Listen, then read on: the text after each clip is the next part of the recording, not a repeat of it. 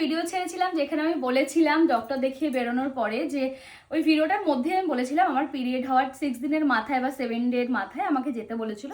তো কেন যেতে বলেছিল, অনেকেই ভাবছিল যে অন্য কোনো কারণের জন্য হয়তো যেতে বলেছিল। নর্মালি তো এটা হয় না, যেহেতু ম্যাডামের কাছে প্রথম আমি ডক্টর দেখাতে যাচ্ছি, তো আমার পিরিয়ড হওয়ার পরপরই আমাকে বলেছিল ডক্টর দেখাতে যাওয়ার জন্য। আর তার মাঝে মানে যেদিন থেকে ট্রাই করতে হয় তার আগে মোটামুটি 10 দিনের যে টাইমটা পাচ্ছে সে তার মধ্যে আমার আর ওর অনেক রক্ত পরীক্ষা করিয়েছিল ম্যাডাম। তো দুজনের শরীর তোমাদের বলেছি, সেই পরীক্ষাগুলো করিয়েছিল। তার আগে যেহেতু আমি কখনো ম্যাডামকে ডক্টর দেখাইনি, আর এই পরীক্ষাগুলো আগে করালে একটু বেটার হয়। মোটামুটি যখন তোমরা প্ল্যানিং করবা তার 2-3 মাস আগে যে কোনো ডক্টরের কাছে কনসাল্ট নিলে বেশি বেটার হয়।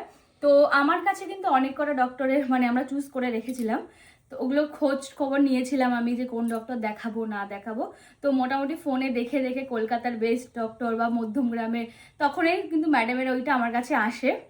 তো আসার পরে ম্যাডামকে আমি কিন্তু আগস্টের দিকে একবার আমি গেছিলাম ম্যাডামকে দেখানোর জন্য। জাস্ট একটা ছোট্ট করে আমি অ্যাপয়েন্টমেন্ট নিয়েছিলাম ম্যাডামকে, ও আর আমি গেছিলাম দেখানোর জন্য। তখন ম্যাডামের কথাবার্তা আমরা দেখতে গেছিলাম যে যে ডক্টরটা আমি কন্টিনিউ করব তার আগে আমার তো অবশ্যই একটা ডক্টরকে আর কি দেখা উচিত। আরও কয়েকজন ডক্টর আমি কনসাল্ট করার জন্য কিন্তু চুজ করেছিলাম, তার মধ্যে কিন্তু কলকাতার দিকে ছিল। ওগুলো যেহেতু একটু দূর ছিল, ওগুলোও বেটার ছিল।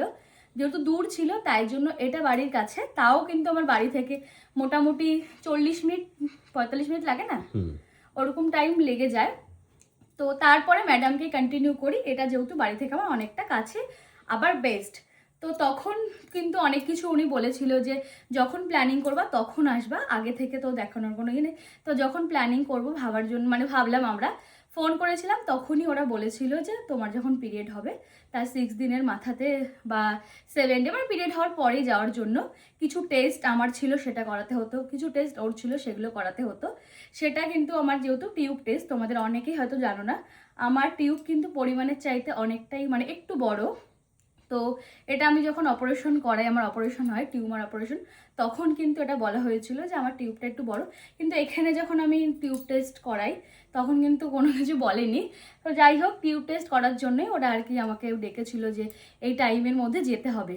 তো তার যখন টিউবটা তখন ওপেন হয় পিরিয়ডের পরে, তোমরা সবাই জানো যে টিউব তখন ওপেন হয়। তো দুটো টিউব থাকে মেয়েদের, তো কোন টিউবটা ওপেন আছে না আছে সেটা দেখার জন্য, আর আমার টিউবটা ঠিকঠাক আছে কিনা, টিউবটা ওপেন হওয়ার পুরো ক্লিয়ার আছে কিনা সেটাও দেখতেও, কারণ আমার যেহেতু পরিমাণের চাইতে টিউবটা বড় তাই। আর তোমরা অনেকেই বলছিলে কেন, তো তোমাদেরকে তো জানিয়ে দিলাম টিউবটা বড় বলেই তাই টিউব টেস্টটা করাতে হতো, আর ওরও চেক আপ করাতে হতো, আমারও করাতে হতো। তো তোমরা জানো পিরিয়ডের কতদিনের মাথা থেকে মানুষের মানে ট্রাই করতে হয়, তার আগেই তো আমাদের সব টেস্টগুলো করাতে হবে। যেহেতু আমরা সাধারণ ঘরে কিন্তু নিজেদের শরীর বডি কেউ কখনো চেক আপ করাই না। তো আমার মানে প্রেগনেন্সি জার্নি শুরু হওয়ার আগে আমি চাইছিলাম যে সমস্ত কিছু টেস্ট করিয়ে সুস্থ সবল যাতে একটা সন্তান আসে পৃথিবীতে, তো ওর আর আমার যাতে সমস্ত কিছু চেক আপ করিয়ে সব কিছু হয়, তার ওই জায়গাতে সেই সিস্টেমগুলো রয়েছে, তাই জন্যই আমরা কিন্তু আগেই গেছিলাম চেক আপ করাতে, তাই তো না? তো তোমাদেরকে আজকে জানিয়ে দিলাম ওখানে গেলে কিন্তু দুজনকেই চেক আপ করাবে, দুজনেরই তো সমস্ত কিছু রক্ত থেকে শুরু করে সব কিছু চেক আপ করাতে হয়। তো ম্যাডাম এক একজনকে এক এক রকম ট্রিটমেন্ট দেয়। যেহেতু আমার টিউবটা বড়, তোমাদের বলেছিলাম আগের ডক্টর যে আমি অপারেশন করিয়েছিলাম মানে টিউমার অপারেশন, সে যা বলেছিল বলেই ম্যাডামকে বলেছিলাম। তখন ম্যাডাম বললো তাহলে ঠিক আছে এসো, ওই টাইমের টিউবটা টেস্ট করবো ওপেন আছে কিনা, আদৌ বড় কিনা। তো টেস্ট করে দেখলো যে নর্মাল যেরকম সাধারণ মানুষের হয় সাইজ সেই সাইজেই আছে, কোনো বড় নেই। যাই হোক, এক এক জায়গায় পরীক্ষায় হয়তো একটু ভুলভ্রান্তি হয়তো হতেই থাকে। তো তোমরা যখনই কেউ মানে ট্রাই করবে বা কিছু করবে অবশ্যই কোনো ডক্টরের সাজেশন নিয়েই করবে, এটাই হচ্ছে মেন। চলো, বিশাল গরম লেগে গেছে।